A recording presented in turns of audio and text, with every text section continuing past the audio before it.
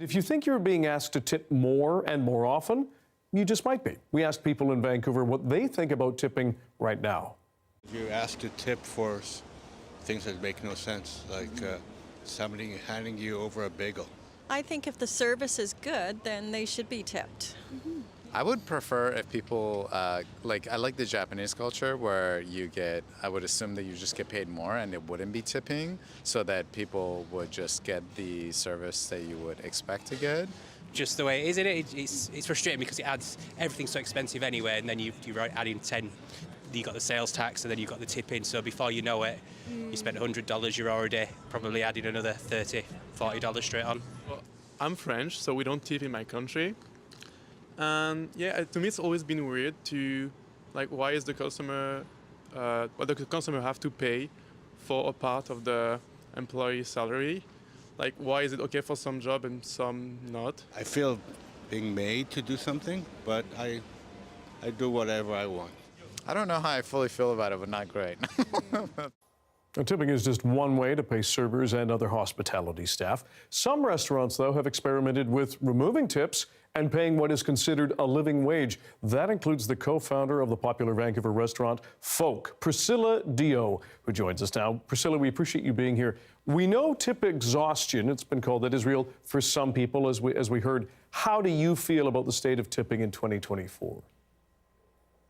I think I kind of feel the same as everyone else. It is becoming so much more prominent now. You go to get an oil change done and they're asking you for a tip. You grab a coffee and they're asking you for a tip. And I feel like because it pops up on every single terminal that you're paying at, you do get a little bit overwhelmed by it. And so, yeah, I feel like it's a pretty universal feeling across the board.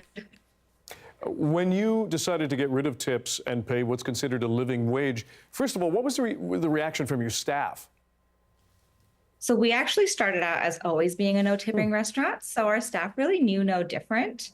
They knew coming in that we weren't going to be your standard tipping model. And so I think because we started out that way, that was our advantage. I can totally see how an existing restaurant would have that issue, but we never had to deal with it. And have you been, how tight have the books gotten, given that you decide to pay people more up front, but there are no tips? Because we had always planned on being this way, we had budgeted for having higher payroll expenses. And so it seems pretty on par from what we had assumed it would be. I mean, restaurants always have pretty slim margins, but we're making it work. What sort of feedback have you and your staff gotten from customers? I feel at the beginning when customers first started learning about us, we did get a little bit of backlash because people assumed that we weren't paying a living wage or we were just paying minimum wage and not having tips on top of that. But then as customers started to realize that we do pay a salary and we offer benefits, that they got a little more comfortable with it. And I think now people love it because they're able to come in, have this really nice meal, have a lovely experience, and not have to tip on top of it. And they know that the staff are paid well for what they're doing, and there's no concern there anymore. And lastly, we appreciate your time. For other outlets, restaurants, regardless of the business, that might consider this, what would you say to them? It definitely is going to be a higher cost up front, but it feels really good knowing as a business owner that we're the ones responsible for taking care of our staff, and we're not leaving it up to our guests to do it. And we can ensure that our staff are paid well, they have a work-life balance, and they're taken care of. And you find you get loyalty back from your staff? Definitely. I think they really do appreciate the stability from it. And they do love having that just work-life balance of knowing oh yeah, hey, I know how much money I'm making at the end of the week. I don't have to stress out about it, pick up an extra shift because we had a slow night this week.